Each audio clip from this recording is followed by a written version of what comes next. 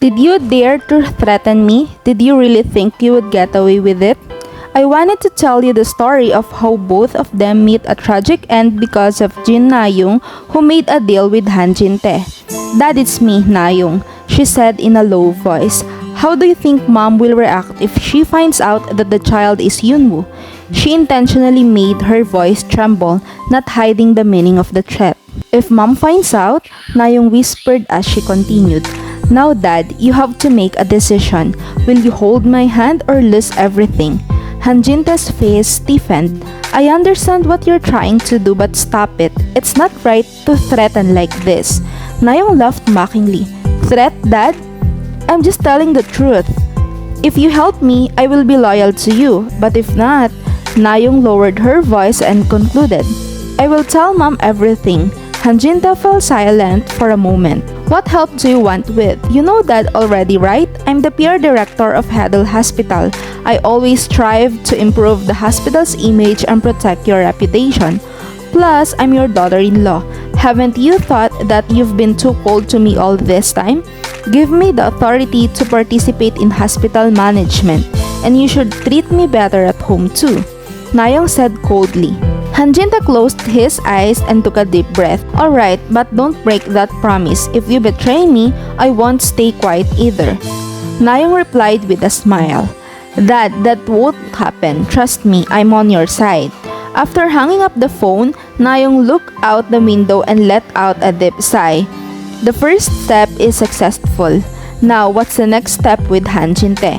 Naong thought to herself, caught in a whirlwind of complicated emotions. Han Jin-tae waited in front of Naong's room that night. When Naong returned to her room, Han Jin-tae approached her.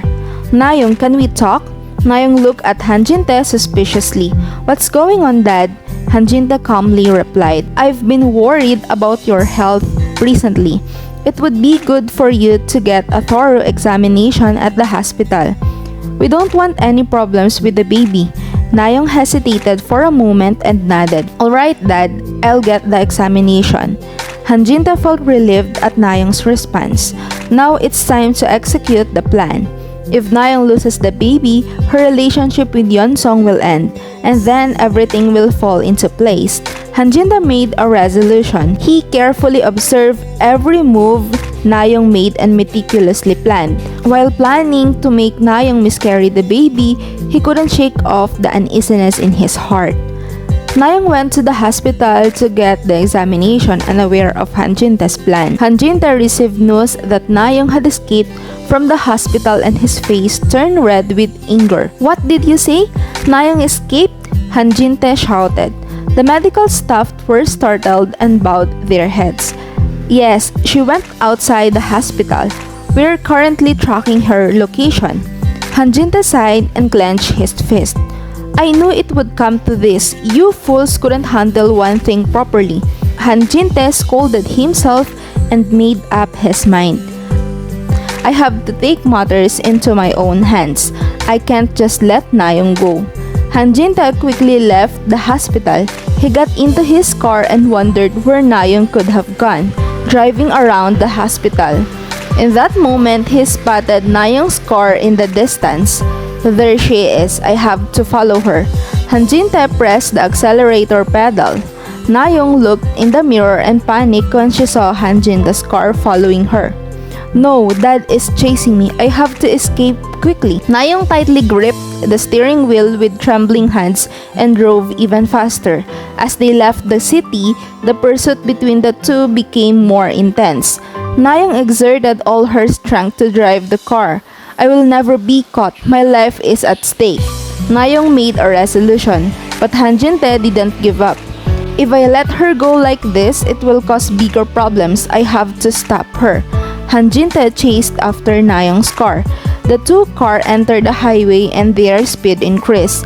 Naong became more and more fearful as Han Jin-tae's car got closer. He can do anything. I have to get away from here. I have to escape quickly. Naong drove with tears streaming down her face. In that moment, the two cars entered a sharp curve on the road. Naong tried her best to hold onto the steering wheel, but due to Jin-tae's car pushing against her, she lost balance. No, no, Naong screamed. Jinta's car also lost balance and collided with Naong's car. The two cars pushed and pulled each other, eventually rolling off the road and tumbling down the hill. "Stop! Stop!" Jinta shouted, but it was too late.